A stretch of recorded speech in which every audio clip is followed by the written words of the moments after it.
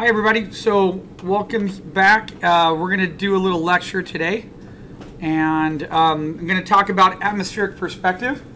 And what I need to do, because your next couple phases in what you're doing, I gave you guys brushes to use for the digital paint class, right? And I need to talk about a couple little things that you need to throw into what we call a workflow. Okay, and your workflow is going to be part of that process. Now you guys just turned in, at our last meeting, we looked at some of your basic thumbnails, right? But I wanted you to do those thumbnails first, so that way I could come back and go over some of this information with you.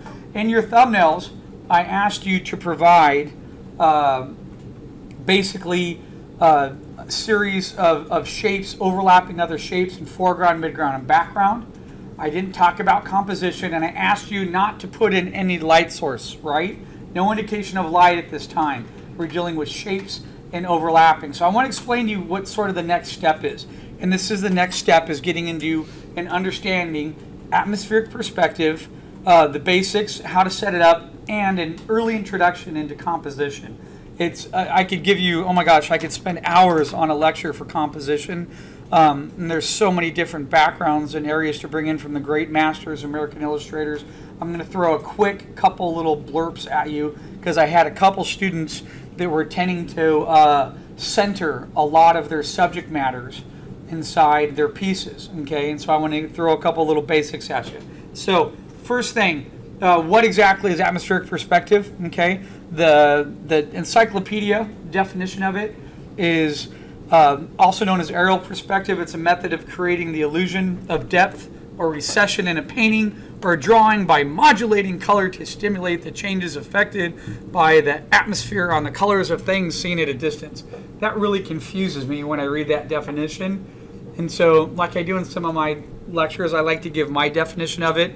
Okay, somewhat similar. It's a technique of rendering depth and distance within a frame. We always have a picture frame, right? We always know what our boundaries are.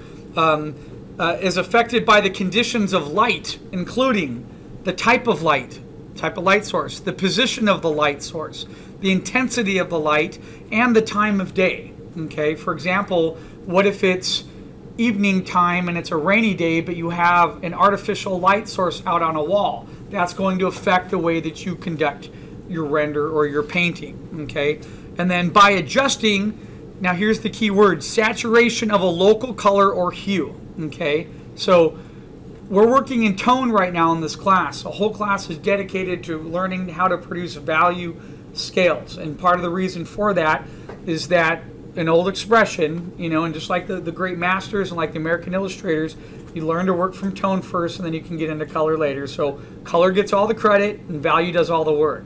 If your paintings don't work as a value scale, they're not going to work in color. That is rule number one. Okay, so adding tints and shades. Remember what tints and shades are? Remember that day in color theory class when they told you that black and white are not colors, they are tints and shades, okay?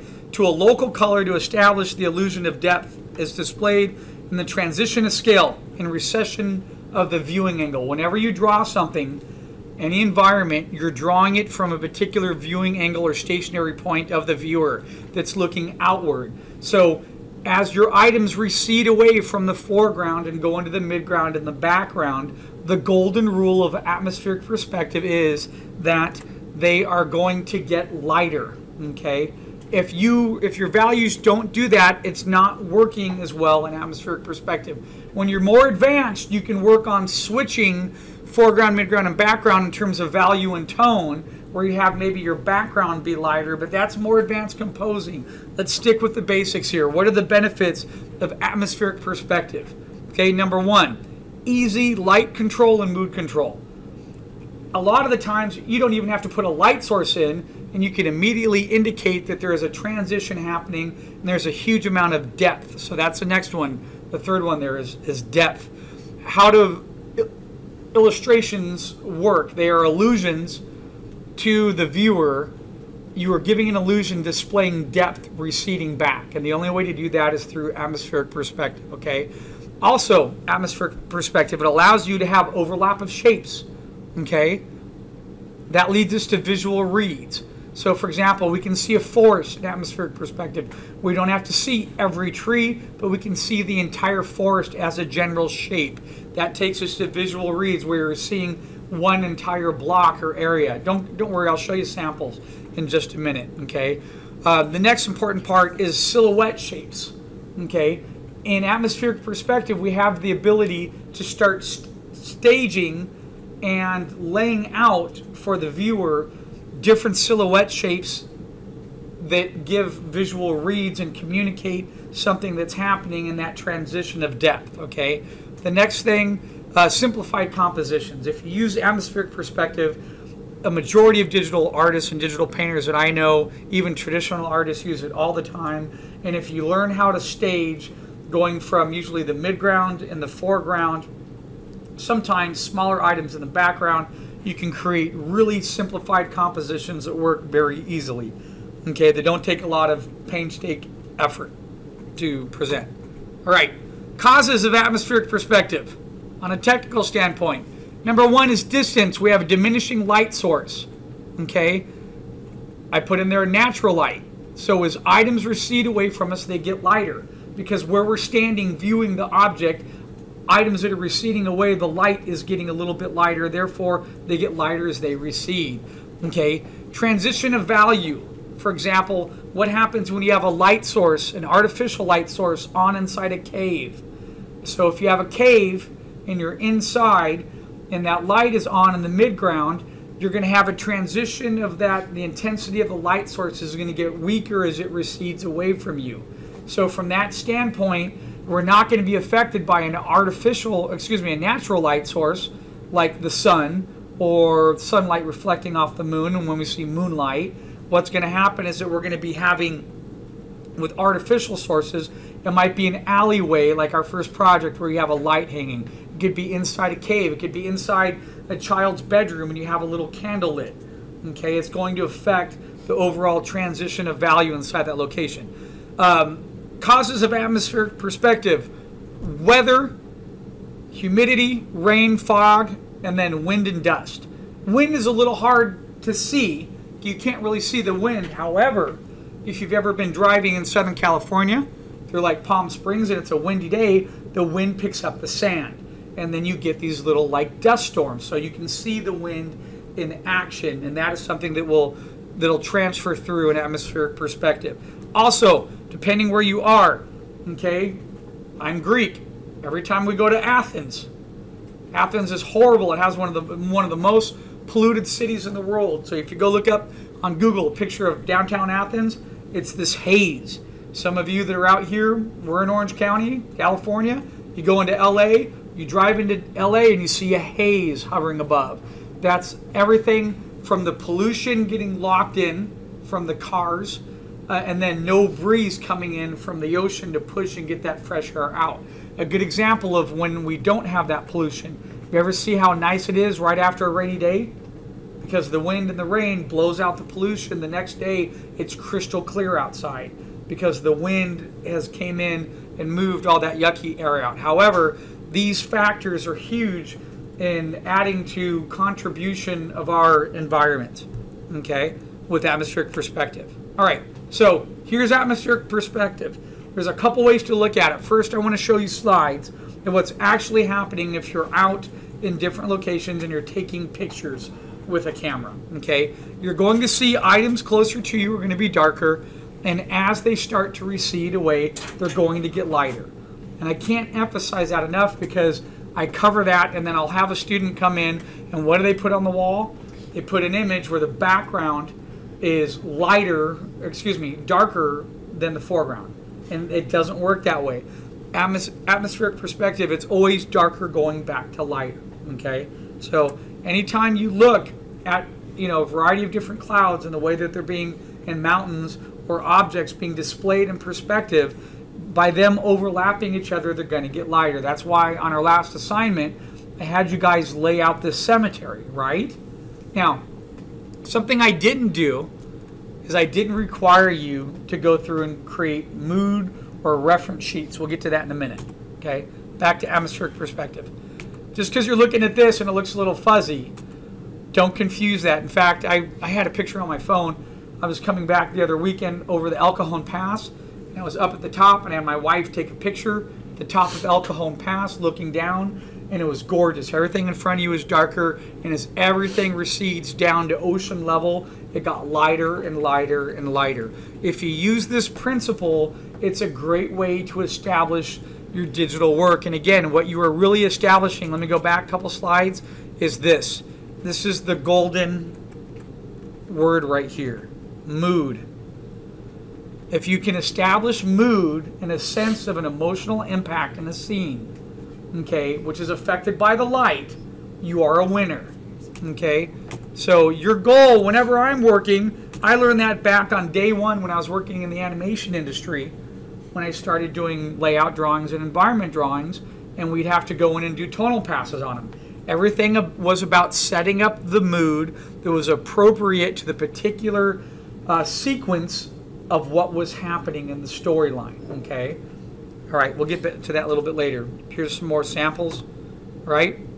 So even you go outside at night, you're in the middle of the snow, you look outside, you're going to see atmospheric perspective happening. Look at this forest shot here. Look at how dark this tree is in the foreground. It gets lighter and lighter. Look back here. Can you see the tree back there? You might not be able to see it on the monitors, but you can see this one pretty good. That value is like a 20 right there on a grade of, you remember, 0 being black, and then actually we should say 10 being black and going 0 to white, right? That's like a 2, that's like a 20. This right here is almost at a pure black. That's at a 90 or maybe an 80 with some gray in it. And then as it recedes, it gets lighter, lighter, and lighter. The little trick when you guys are painting, I had you separate things on 3 layers. Why? Because then you could go in with a fuzzy brush and you can throw a little bit of light haze or dust on top of that layer, and then it makes the layer pop back and it creates that atmospheric perspective taking place. Okay, I found some great reference on a wonderful site called arthints.com. Check it out. Okay, someone had put this together in Photoshop and talked about the difference between a weak and stronger atmospheric perspective. I never really think of that. I just think of how are the weather conditions affecting my piece. So, for example, what if I have a Greek Orthodox church in the middle of Greece up on they have a bunch of them on these huge mountainous cliff tops. And if I'm looking at that and there's clouds in there in the morning, some of the clouds are they're gonna overlap some of my shapes, and they're gonna get a lot lighter as they recede. So I like to think of what is, is it clouds that's affecting the atmospheric perspective? Is it light? Is it wind? Is it rain? Whatever you want to come up with, there can be a difference. So I don't like to think of there being weaker and stronger. I think this is a good example for you guys as students because it's always happening. So if we take a sphere, one of the great things about a 3D software, we can hook up a light source, we can position spheres, and we can render them, and you can see this happening in 3D. Okay? All right, so another great image from Art Hints. Okay? What is happening with the values? Look at this. Look at the 1 right here. Okay? Look at the dark values, and then going over here to 5, the light values. And you just go along, you count them. 1, 2, 3, 4, 5. It's not just the mountains that's taking place, it's also the distance in the ground planes. And guess what, folks? A lot of times, depending upon what is up here, it's also taking place on the sky plane.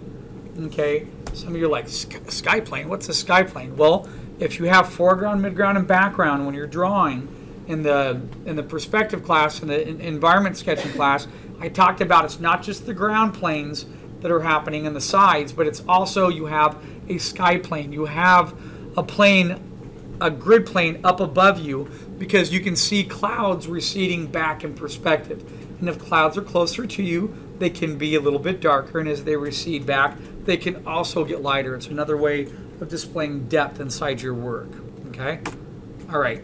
Here's another example here from Art Hints as well. And I like this because this is a great, little photo of something, of a downtown city, and you can see the richness here. can you draw a line and see the foreground here? If I were to take my pen and draw around this, there's part of my foreground. Then here's part of my midground, and then look at my background. And look at here how much lighter the values are getting. And then if you even make a jump and go back here, things are getting washed out. Okay, so this particular light source or time of day is probably going to be around afternoon time, and the sun is right above us. It's a pretty intense light source at this time of day, and it's washing out a lot of what's in the background right here. We talk about that quite a bit in previous classes, and we'll talk about it in this class as well, especially in the applied perspective class. Understanding your light source and the intensity of that light source and what it does. Well, the sun isn't always intense. It is, but we're affected by clouds, and we're affected by storm conditions and other weather conditions that dictate how we end up seeing that sun. Okay? All right.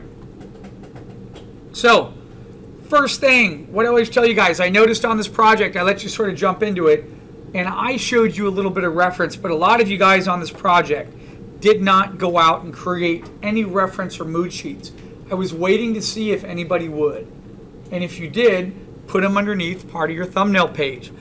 Some of you didn't do that. So what I always tell you, know your subject matter. Not everybody in here has a photographic memory, right? So you have to know and understand your subject matter. So you have to gather reference. You have to have a good idea. Now, on the subject matter, our assignment's a graveyard, an atmospheric perspective. Well, what kind of graveyard? Is it Gothic? Is it early Byzantine? Is it an Orthodox graveyard? Is it a famous graveyard in France? Where is it? Is it a graveyard that's up in Germany or in Scandinavia somewhere or in Sweden? Okay, what would a graveyard look like in China? What would the tombstones look like? What would the plants look like? What would the surrounding environment be? Those are things you need to sort of think about a little bit. So how many people in here just, and I know quite a bit of you, just threw down the graveyard and just put tombstones all over, right? And you didn't really think about what kind of graveyard it was or where it was or the time period. Well, that does have a lot to do with it. So gathering reference, where do I get my reference from? Numerous sites and locations. I start with Google. Bing isn't bad. My favorite travel collections. What do I mean by that? Well, you have to be specific in your search on a search engine. So if I type in our trip to a graveyard, am I going to find a lot of photos? Probably not. But what if I go type in world's 10 famous graveyards? I have one of them here. There's a famous graveyard in Paris, France. And if I were to type in our trip to there, I could find somebody's blog where they visited that location on a vacation, and they have a ton of photos available. They usually don't have any copyright, and it's free, and it's great reference, okay? Next thing, that's the specific searching. What about other artists? Looking around at other artists' work, looking for example, I'm going to show you guys an image here from Michael Spooner, who did a piece for Lilo and Stitch, okay? Books. Can anyone think of a recent movie done by SPA, Sony Pictures Animation, that might have graveyards in it? Or it might have something to do with vampires. Hotel Transylvania. There you go. Now you're clicking Hotel Transylvania, right? You're going to find a lot of, are you going to find a lot of ornate, maybe Victorian influence drawings and design in there? Yes. Why? Because that's what is associated with that time period and with that particular picture. Okay? Pinterest, the best site in the world, which used to be a recipe site, right?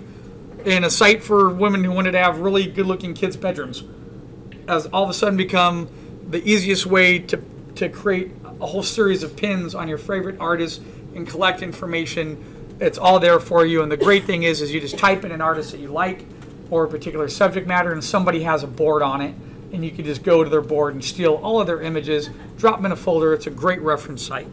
I mean, it's really amazing. I wish the thought, you're talking to somebody who back in the day had to go gather reference from National Geographic magazines and cut them out and Xerox them. Yes, that was the olden days.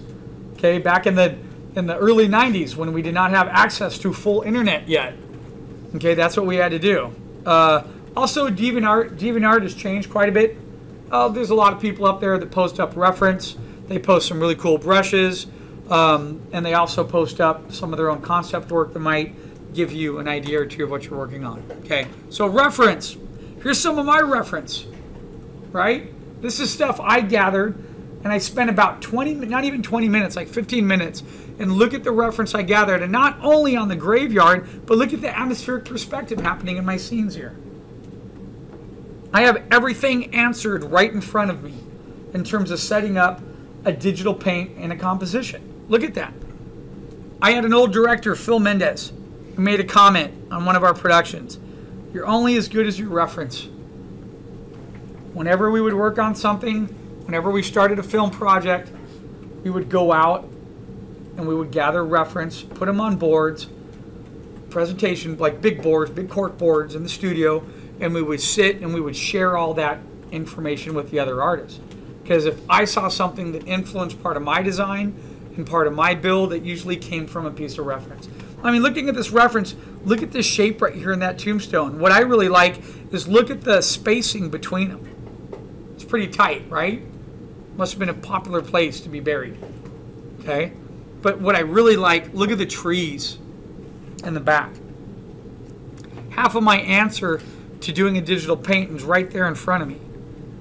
Pretty good composition, and it's in a square format to top it off. Here's some more reference. Okay? Identify the details and shapes that you see inside the reference that you collect. When I gather reference, I look for little details and I write it down on a piece of paper. What would a little detail be in either of these images? One, right here, look at the little cobblestone tiles on the house. That's excellent. So if in my cemetery, if I have an old house in the back, I'm going to make sure it has that little detail of those little tile slates for the roof, right?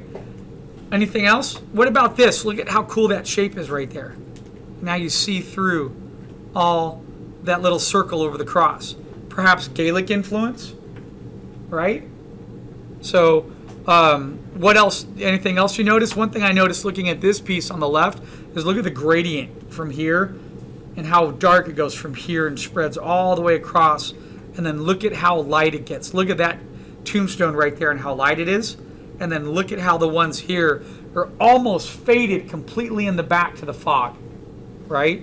Another thing I noticed, I didn't see a lot of this in some of yours. Look at the tilt right here on that tombstone. A lot of you gave me tombstones like this in a flat manner in front of me in 1-point perspective. That tombstone is in 2-point and it's tilted.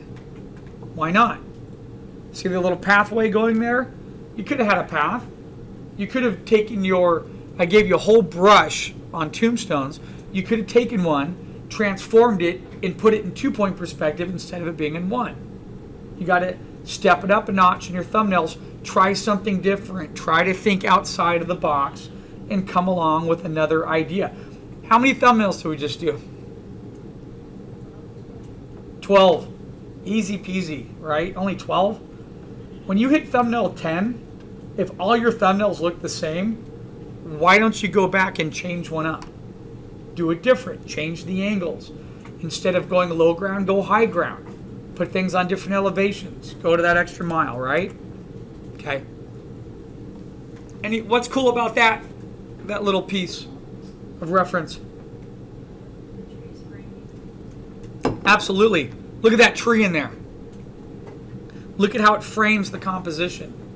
Look at how it branches over to the left, and it's almost as good as a piece of concept art. Look at the curves in it. Look at that tree brings you back down to here. Okay? So you have these little, look at this little half circle. See that here in the composition? Here you have another half circle. Okay? It's excellent. What about tombstone shapes? 3 different shapes. 1, 2, 3, and then technically that one's a round one. That's 4. Look at how all this gets faded in the background. Great piece of reference right there.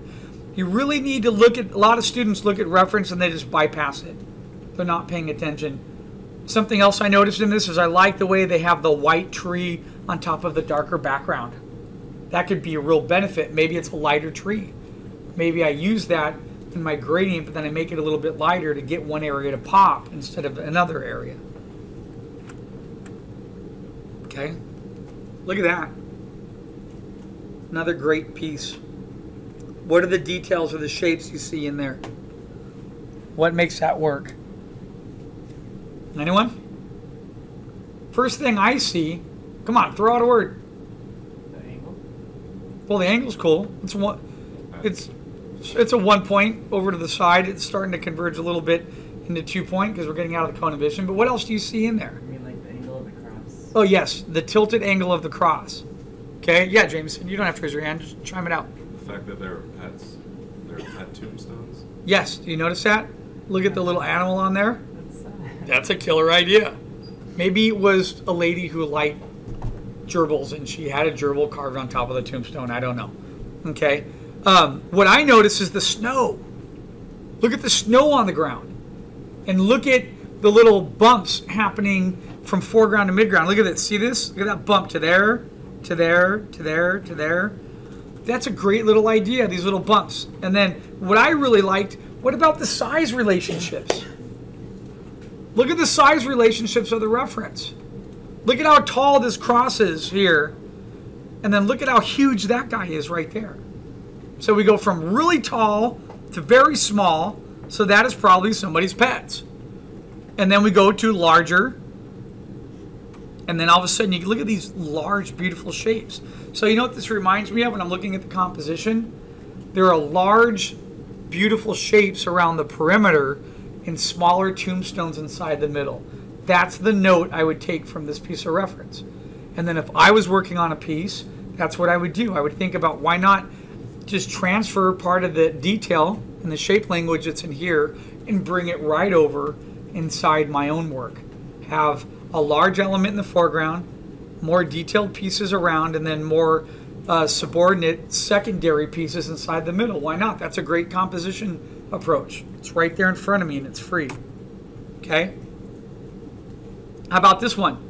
What about historical background, religious significance, and architectural history of a particular environment? So look at this. Look at what we have right here. Look at that church right there.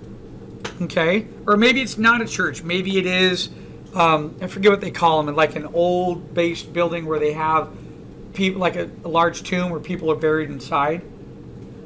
What do you call that? It could be like a large catacomb. What is it? Mausoleum. Thank you. I was trying to get the word. Mausoleum. But what I don't know if that's Hungary or Budapest, Czechoslovakia. It looks like it could have that feel to me. Maybe it's not. Maybe that's South Carolina somewhere, right? Could be. So getting some of that historical background in your reference. Okay. The religious significance. Is it Orthodox?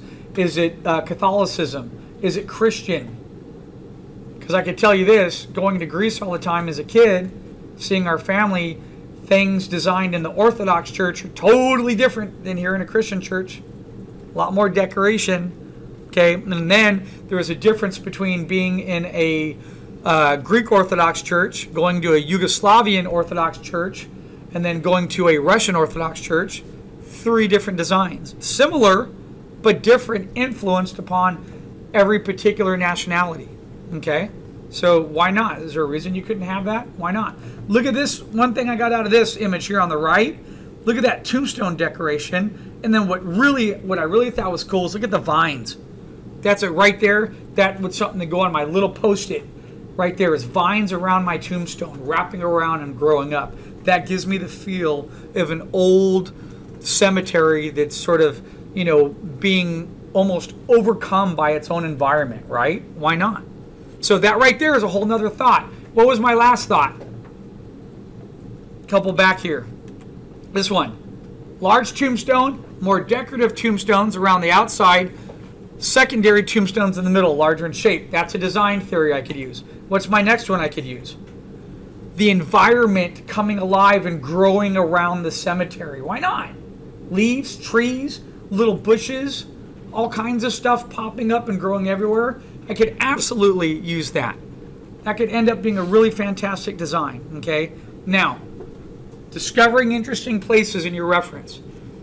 Hope this is registering in your noggins, because guess what you do when you're at a studio and you get put on a project? You just don't go out and draw and bring it back and put it on a board. You better come back with some reference and mood pages on your subject matter. Because if you do, it's not always asked of, but if you do that, your art director, okay, and the other people around you, your producer, are going to respect you for the level of professionalism that you are bringing to the table and for the amount of effort you're placing inside your design. As you can see just in what I've showed you, there's a huge difference in cemetery architecture and the way they're even set up depending upon what country or background I'm in, right? Okay. This is Père Lachaise Cemetery in Paris, France. I've been here. I got to go here when I was young and I was backpacking. I got to go in here and walk around, and what's funny is I didn't know that this is where Jim Morrison was buried. It turns out it is, and I ended up following all these hippies to the site, and there's like all these guys sitting around doing acid and drinking whiskey out of a bottle, playing Jim Morrison right over his grave. And everything's all worn down, and there's like a Jim Morrison face, and they touch it. Anyway, what's really beautiful about this cemetery, and I like Jim Morrison, it's like, why desecrate where the guy's buried, right? You know? But apparently if you touch the cement statue, you get closer to him. Anyway, so if we look at the cemetery, look at the size of the burial plots. Look at the architecture involved. Okay, sorry that's a little blurry. Look at right there, that'd go on my notepad. Stairs, elevation, a lower level, stairs go up, something on a higher level. Okay? Highlight that image in there twice. Look at that. The grieving Virgin Mary there. Isn't that wonderful? I mean, it's not wonderful that someone had died and they have that, but I mean, it's wonderful in terms of the art form and what it represents from a religious aspect. And not only that, look at this. Look at that little cornice detail. You see that? That's huge to me. Look at the stacks of cement there, those little cuts in there. Look at that little detail in there. Okay, look at how this is elevated. And look, you can even see a cross right there. And it looks like it has like a little rosary or something associated with it. Look at this guy in the back here. Look at that round. Look at all the differences. Then the one thing I like is look at the size of the trees in relationship to the tombstones. Huge. See how big they are? So this whole cemetery is being surrounded by the environment of the trees. That's another thing I'd write down on my pad, right? A minute ago, I talked about the weeds surrounding the environment taking over, right? Why not trees? Weeds and trees, it's all part of nature growing around, okay? This was a really important image to me. Does anyone know why? When I found that piece of reference. What's important about that? Look at the scale. Look at the guy standing there. Transfer of scale. Look at the size of that thing. It's ginormous. It's almost 2 people tall. All solid concrete. So maybe I could take that and exaggerate it a little bit in my work. Maybe I can make the scale or the indication of scale of a park bench or a person very small, and they're in the cemetery with these huge elements, because maybe that family that's buried there was really rich and important, so they have these huge burial, I don't even know what you call some of these, the official term. You know, they're everything from icons to little, you know, monument, almost statues. I mean, you have everything from a basic burial like here. Here's this poor guy, he just got a grate in front, right? Bless you. And then you come over here and look at that decorative, and then look at that person had some money right there. Or it was very important. Look at how tall that is. It's huge, right? It's quite beautiful. The other thing, look at the cobblestone road. On my little notepad, there's another key there. Cobblestone roads are seen inside cemeteries. Why? Why would we have a cobblestone road? Anybody inside a cemetery? Historical significance. Cobblestone roads are cheap. In countries all over Europe, like in Greece, Italy, there's an abundance of marble. It's cheap. It's not expensive. They take marble and other stones and they throw it in the street and they put dirt on top of it, and it lasts forever. It's a cobblestone road. You can drive on it. So Why would you have that in a cemetery? Well, it might be cost efficient to have everything paved out of stone and not to have poured cement. Cement is expensive. Okay, so that's something I would put in my little note. Even down to the little details, something I love about France, all the details are always there. Look at the little storm drains. See how cute they are? They're sort of rounded cover with a little thing in the middle. That's a little detail that adds to the significance of what you're designing. Look at that scale. I put this little comment down here. Told you I watched a documentary once, an interview with Tiger Woods, with a writer, and then there was a guy who was like a, I forget, a professional sports athlete, and then another guy that was the world's foremost surgeon on plastic surgery. And then one of the comments, they all said, the littlest details add up to make huge impacts. 3% here, 4% here, 5% here. You add that all up, and your drawing and your design is now 12% better than your competition's. Okay, what are some of those details? The large trees, the scale and size relationships of the tombstones, the cobblestone roads, okay, some of the other plant life around, the religious impact, the historical background. Okay, before we go any further, some of you in here, I have to do a quick insert right here, okay? Before we go further and start looking at some artwork, I have some of my artwork and a couple other artists to show you, okay? So, some of you on the thumbnails had really weak spots in composition. Okay, some of you guys had a lot of stuff centered in the middle, or you had a lot of little things everywhere, but nothing key. So, there's so much to talk about with composition. As you know, we have the esteemed and the awesome Marshall Vandriff, who has a composition class this semester, where you go through, and you study old masterworks, American Illustrator works, and you learn a lot about composition. I don't have that much time right now, so I have to give you a 30-second crash course in composition. But start with this as a basic. Here's the basic. There's two approaches, really simple. Number one, the rule of thirds. What does the rule of thirds dictate? Divide your composition into thirds, like so, and then arrange your elements hitting on one to multiple of these four little points right here. By doing this, you're more likely to create a balanced composition. Those of you that have had me for applied perspective, there is a point in time when we use 1 point. 1 point is great, right? It's used for certain types of staging to imply certain things. We can still use 1 point in this assignment. However, every one of your thumbnails should not be done in 1 point perspective unless you live in a box and you walk a straight line and you never deal with curves in your life, okay? And you're OCD compulsive and everything in your house is straight in one line, right? No. You have to be able to go in and balance things off and have larger shapes against smaller shapes. This is a great simple rule that you can apply as you start working. Okay? Photographers use it. Artists use it. Painters use it. I even know people in music and music theory that write and play songs that talk about dividing part of their songs into thirds. Okay? It works. All right? If you apply this, composition basics, rule of thirds, I guarantee you're going to have a more interesting thumbnail or on your way to developing more interesting thumbnails. Okay? The next approach I would throw at you, which I think I already mentioned this, is Edgar Payne. He has a fantastic book. It's called Composition of Outdoor Painting.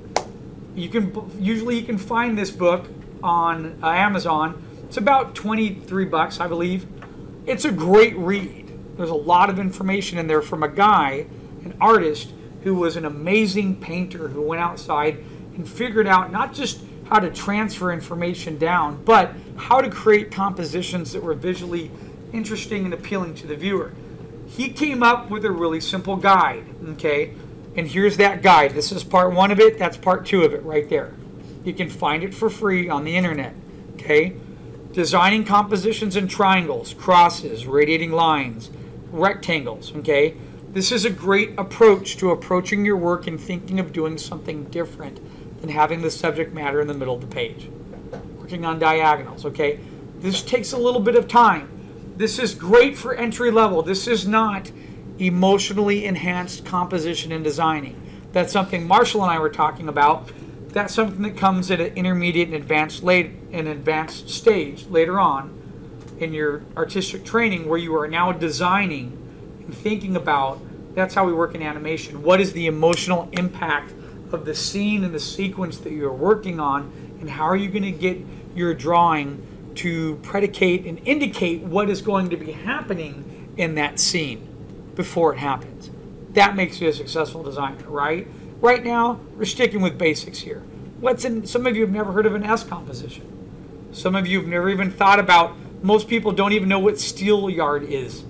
What is reverse steel yard? Guess what?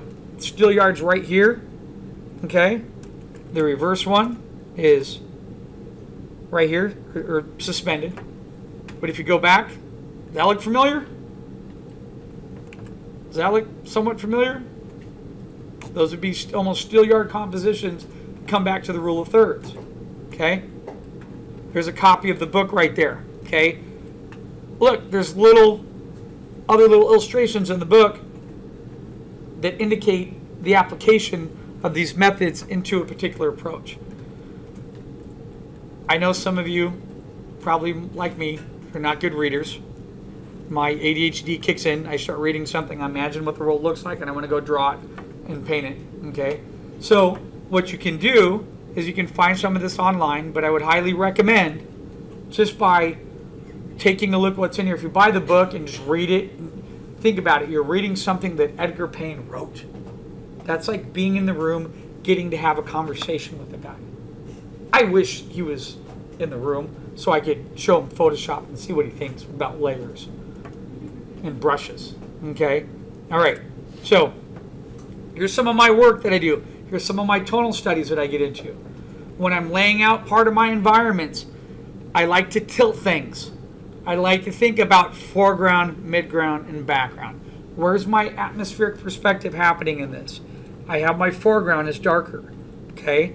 I have the midground way back in here. Part of the ship is in the midground and then recedes really far back into the forest. And then behind all of this, what's back here?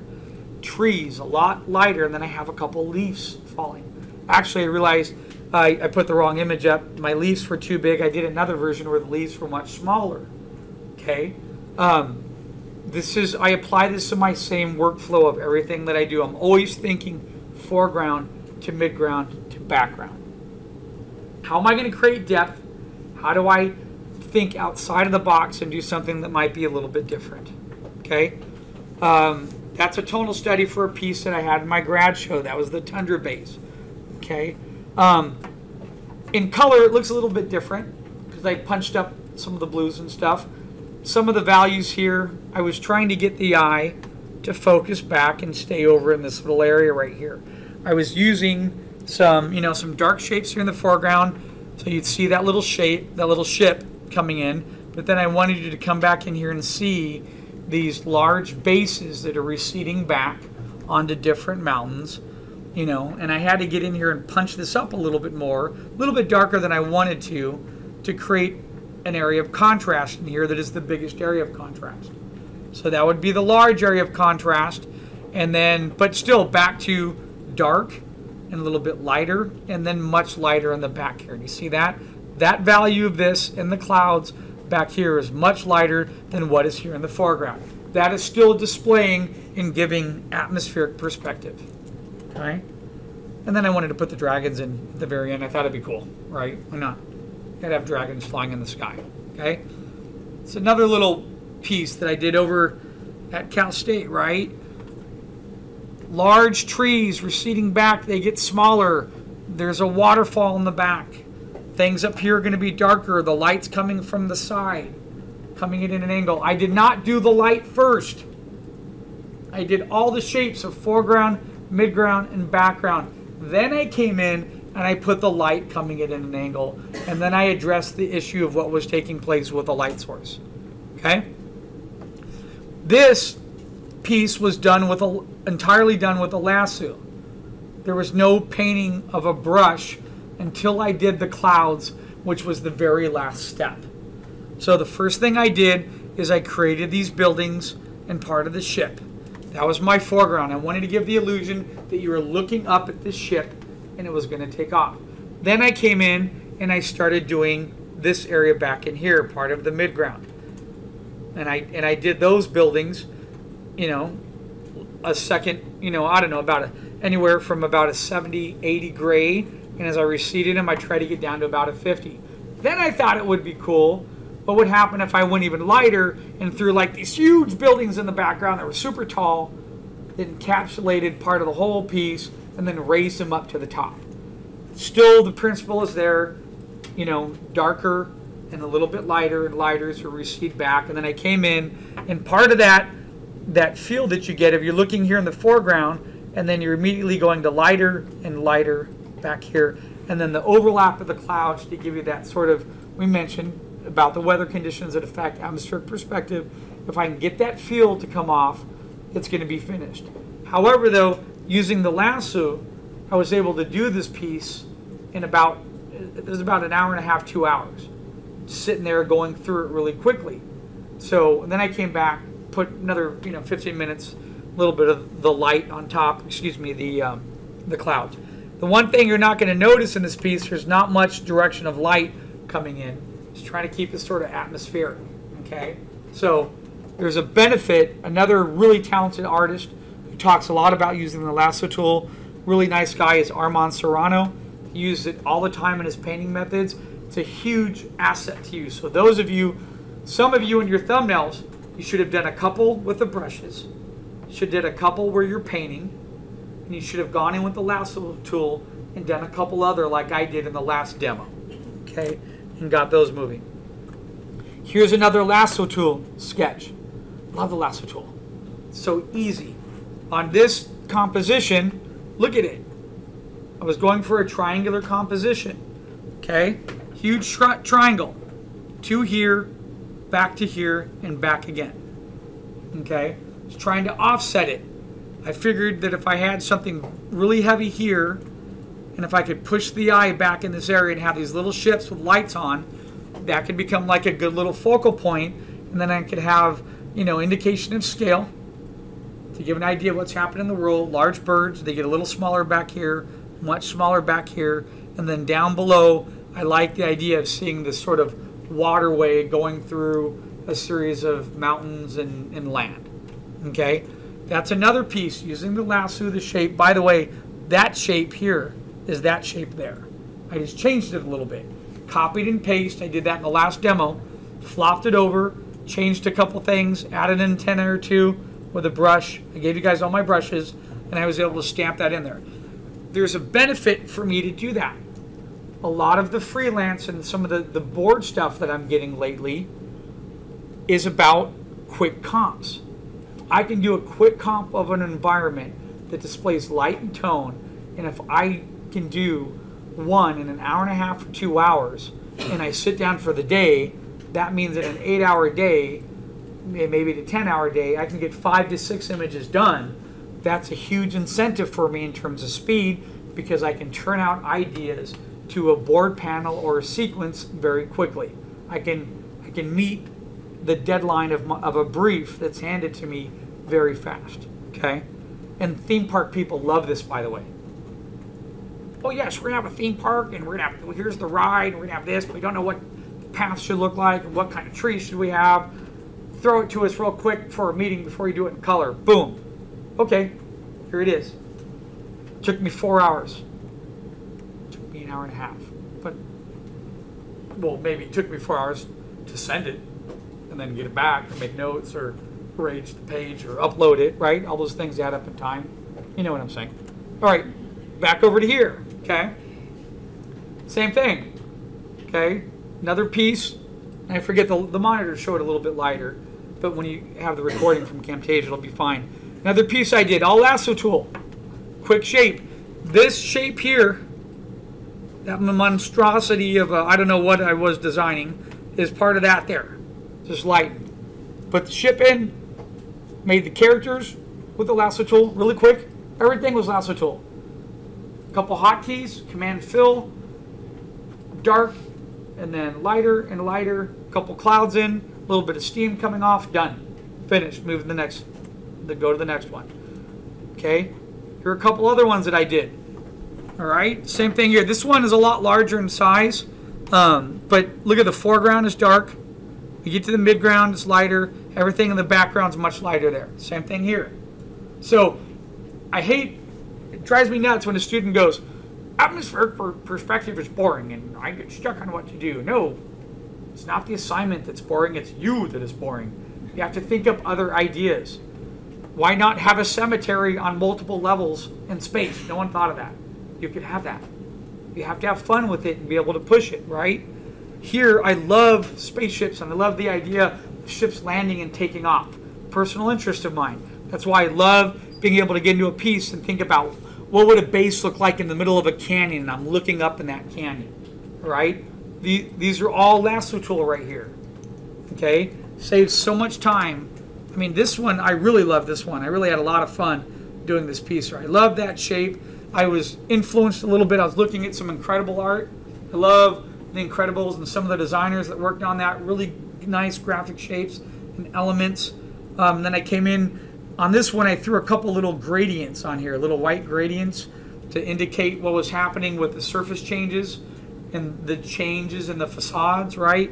Fantastic way to work, okay? Now, I didn't show you that one. That's Michael Spooner, okay? A friend of mine who was my boss back in the day at Big Idea, great mentor, really talented artist. This is a drawing he did for Disney Features for Lilo and Stitch. This was a graveyard that they had in part of the location. Not only is there atmospheric perspective, look at the balance that's happening. Look at how large this guy is here. Look at the interesting shape that is there. So look at it in two different ways. Number one, examine this drawing from an atmospheric perspective point of view. Number two, look at it in terms of its compositional arrangement and then use of shapes. Okay? All the shapes are visually appealing. They get your eye interested in it, and it makes you want to move around.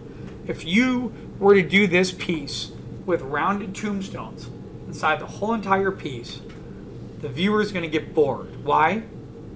Because rounded tombstones are boring.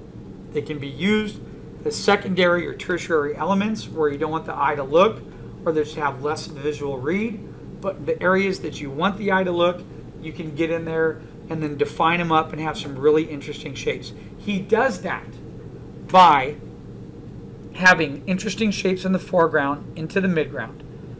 And then he dulls down part of the shapes and creates a large grouping here with that house, the forest in the background, and all those other tombstones. If he put a tombstone that was super decorative right here, what would happen? Your eye would go right to that tombstone and it would stay away from going in a circle over this whole entire area. There's a huge importance in looking at that and thinking about that. This is when we start to get into a little bit more compositional elements. When we're arranging part of our environments, we have to think about what is the viewer going to see and how am I going to get them there, how am I going to keep them there, and then how do I get them to leave if I want. Okay, really important stuff. Michael's amazing. He was one of our guest speakers here as well. We should have him come back again. Super nice guy. Just such a, I can't even describe enough. He was a mentor for me for years. He's just a great Christian man who has solid values, who's just there to help people. He's very positive, and he's just one of those guys. He doesn't covet. He shares everything, and he's fully supportive of people around him. He's the type of guy that made me, he actually, back in the day, him and Robert St. Pierre, it told me if you want to get really good at what you do, teach on the side. And then look at me today, I end up being a teacher, leaving the industry. Part of that is because they were teaching on the side. They were teaching either at Art Center or they were going out and they were, teaching at a couple schools in LA, like Concept Design Academy or Associates in Art. And they were, sharing information. And as a teacher, you learn from sharing that information and being around your students. You're constantly trading that information back and forth. Michael is that same type of guy. Amazing human being. Okay? And look at his work. You can't not look at a composition of his and not feel this like inside. Like makes you melt a little bit, right? Because it's so nicely done. This is what a pro does. They know how to arrange shapes. They know foreground, midground, background. They know visual reads, silhouette reads. They understand graphic arrangements. And most importantly, they understand the emotional connection to the scene or the art they're developing and what that's going to convey off to the viewer. Right? Right. Okay? Oh, another one. Every time I see that one, I'm like, 1 point perspective. Wealth, power, look at that giant house there. Absolutely beautiful. Okay, still, look at how dark it is here. Lighter here, much lighter back there.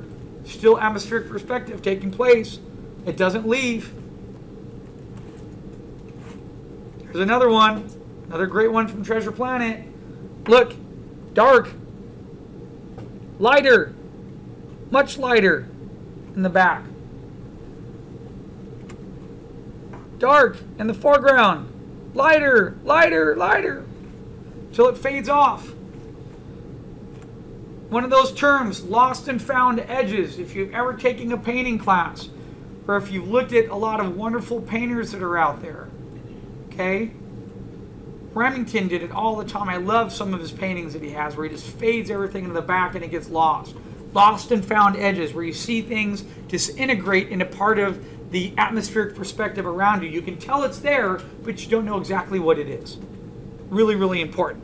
I know that space crescendo is there. I don't have to see every single ship there, do I? I just know it's there. So I can take the viewer from dark, right here, number 1 value, to midground, to lighter, to even lighter in the back. Take that on that transition. By the way, so looking forward to teaching this stuff next semester. Sketching for animators and illustrators, traditional techniques. Okay? One of my favorite techniques right here. Vellum paper, Prismacolor pencil, with markers, with pen, and then white gouache. Do that in Photoshop. Winner, winner. Chicken dinner, right? Okay, it's a great technique that translates to the digital world very easily. But if you learn it in a traditional standpoint, excellent. And it's a very expedited technique. It's very fast. Okay? Look at that. There's more of it. Okay? Here we go again. Dark, lighter, and lighter. Look at that composition there. Look at the scale. Look at the ships. Look at the shapes. Michael is a genius with shapes. Next artist. Amazing Nicholas Bouvier, known as Sparth. Amazing guy. I've never met him. Love his stuff. Huge influence. Really knows what he's doing. Another shape master. Okay. Great with shapes. And simple. What I like about Sparth is this. Simple designs. Okay. Look how dark this is. And this is. That's your foreground. That's your midground. There's your background. Look at the value of that ship right there. That ship is key. Why? Lighter, medium, dark. Boom. Atmospheric perspective happening. That easy. Okay? Other than it's a 3-point sort of downshot, which some of you might not be able to pull off. That comes later. But it's just the fact that looking at the simple visual reads. What I like about what Sparth does is he doesn't complicate part of the composition. If I look at your work and you think you're a badass artist and you're getting in there and you're putting tons of value and white and all this other stuff all over the place, and I look at it and I'm like, I don't know what's going on. There's a problem. Simple shapes, simple visual reads, prime numbers, 1s, 3s, and 5s, groupings, elements, arrangements, right? This is what Sparth is a master of.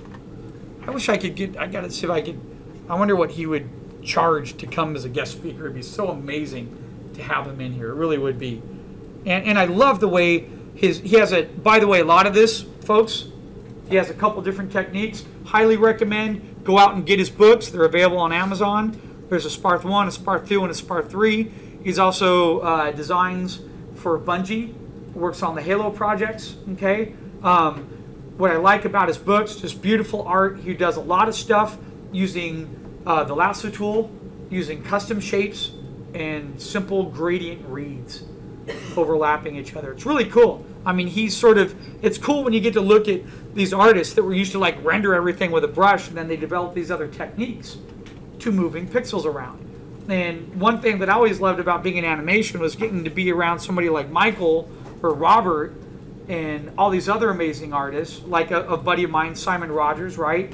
John Navarez, seeing David Coleman, seeing how these people work, their medium, and then you get to go over and see somebody like this who's working in the game or the other side of entertainment and how they're using shapes. It's all information to learn from, right? You gather all this information, you bring it together into your collection, into your little mind, and then figure out your own approaches and apply that into part of your workflow, okay? Look at this. I love one thing Spark does. It's really great. Simple shapes, indication of scale, atmospheric perspective read. Look at that shape. Boom. Another shape in the back. Second. And then he repeats it again and again, getting lighter, going back. And then right there, boom, set the scale with a guy standing. Also set the scale by having birds in there. Excellent. That's why he's an amazing designer. Look at that one. Dark, mid, light. Who cares about the background? Backgrounds are a simple gradient. They are. Skies just go dark to light. That's all they do. You don't see half of the stuff back there. It's peppered in detail, right? Look at this right here. Do we know what building that is? Do we need to know? No. It's just a structure. There's some elements coming out of it. Foreground, black. Character in the middle sets the scale. Look at the visual organization. Visual read 1. Foreground, midground, background. Done. End of story. Over. That simple. Okay. Another great one. Highly recommend his books. You guys got to go buy them. Any student, I don't care if you're, into Nickelodeon style animation, you should have his books. Okay, because he shares part of his process, and all you're going to do, if you look at it from a positive outlook, is be able to look and pull something from him, whether it be composition, designing, whatever you can take, whatever your mind will process. I like the way he lays stuff out. It's comfortable to me. It's balanced in a good sense. They're inviting compositions that make sense. Okay? Look at the graphic elements here. Look at how all the lines push this way.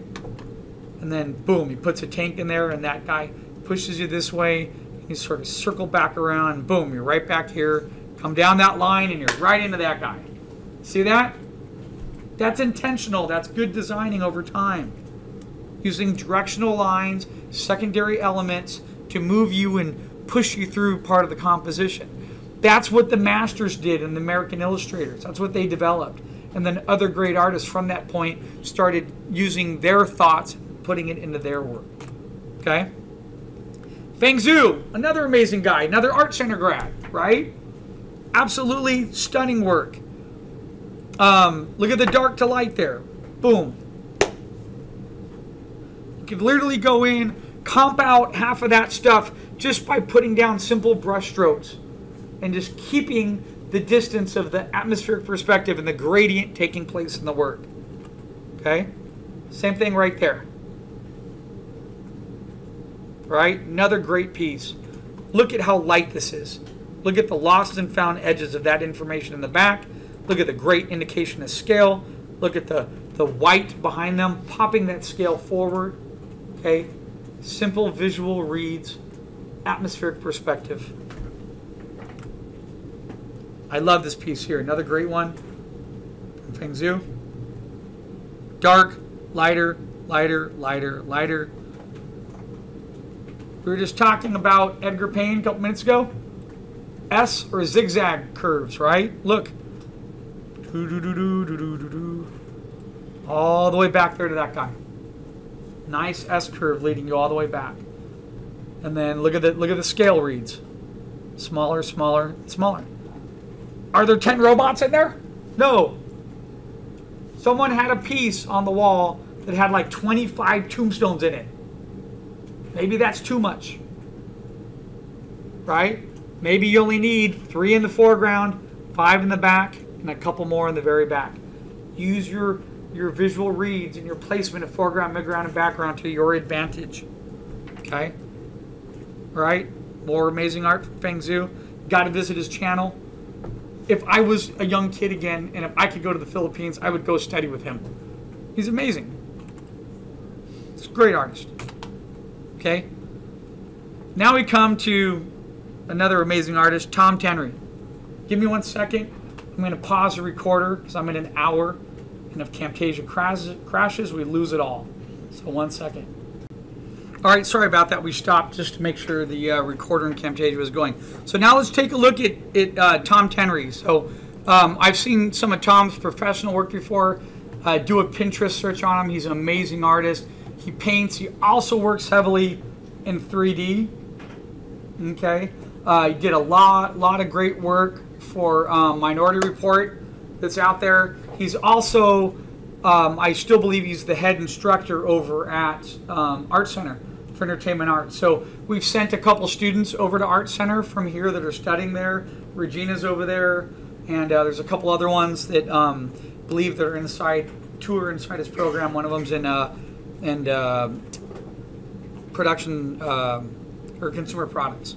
So anyway, really good stuff. I mean, Tom's just an amazing designer. But again, this whole lecture is about atmospheric perspective, right?